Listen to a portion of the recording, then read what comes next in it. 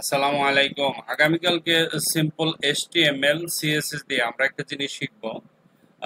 Actually যারা নতুন তাদের জন্য ইন্টারেস্টিং এবং এটা জানা দরকার আছে। আর আপনারা সবাই কোডিং শিখবেন, এটার উপকারটা পরে পাবেন। কেন বলছি কালকে বিস্তারিত বলবো। আর এই জিনিসটা হয়তোবা আমি এখন বুঝাইলে বুঝবেন না। এটাকে বলা হয় টেক্সট গ্লো। দেখেন, এখানে টেক্সটের উপর অ্যানিমেশন দেওয়া। হুম, এক- এটা টোটালি আমি কোডের মাধ্যমে করছি, একেবারেই সহজ। দেখেন, আমি একটা ফাইল নিয়েছি glow.html। এখানে আমি সিম্পল একটা জিনিস লিখছি, বডির ভিতরে h1 এর ভিতর লিখছি follow your heart, listen to your inner voice, stop crying about what other things, just go ahead and reach your target. Okay,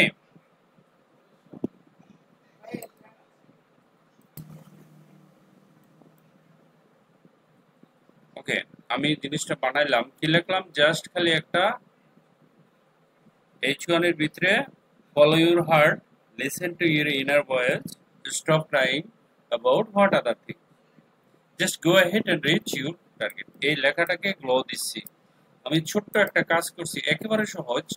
background নিছি ব্ল্যাক, আপনি যে কোনো colour, display flag, justify content, that's it.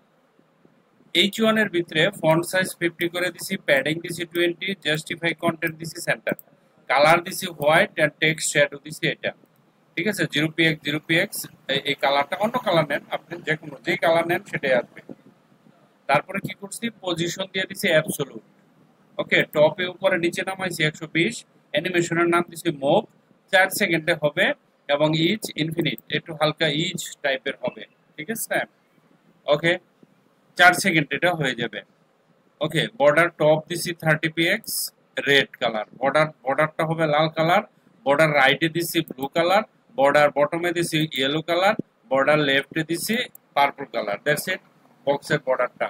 পরে ওই যে at the red কি friends move 0%, 0%-এ একটা colour হবে, আর 100%-এ গিয়ে আরেকটা, দুইটা কালার। আপনি এর মাঝে যদি আরো 10টা কালার দেন তাহলে 0%, 10%, 20% এরকম করে করে বিভিন্ন কালার গুলো আপনি দিতে পারবেন। ঠিক আছে, ওটা আপনারা করতে পারেন।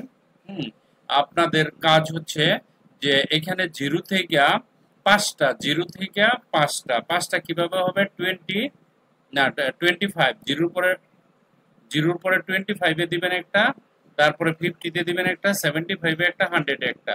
3 ধরনের কালার অ্যাসাইনমেন্ট আপনাদের এটা করবেন। ঠিক আছে, অর্থাৎ এখানে যখন গ্লোটা হবে তখন 5টা কালার যেন হয়। আমার তো 2টা কালার চেঞ্জ হচ্ছে, তাই না?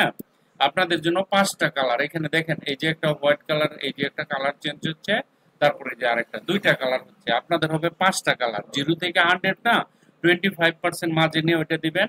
আশা করি বুঝতে পারছেন, যে বুঝার সে তো বুঝিয়ে গেছে। আপনারা এটা করবেন। কোডিং করার মধ্যে একটা মজা আছে, সে মজাটা পরে বুঝতে পারবেন। এই জিনিসটা আপনারা করবেন। Thank you very much for watching video. Okay, thank you.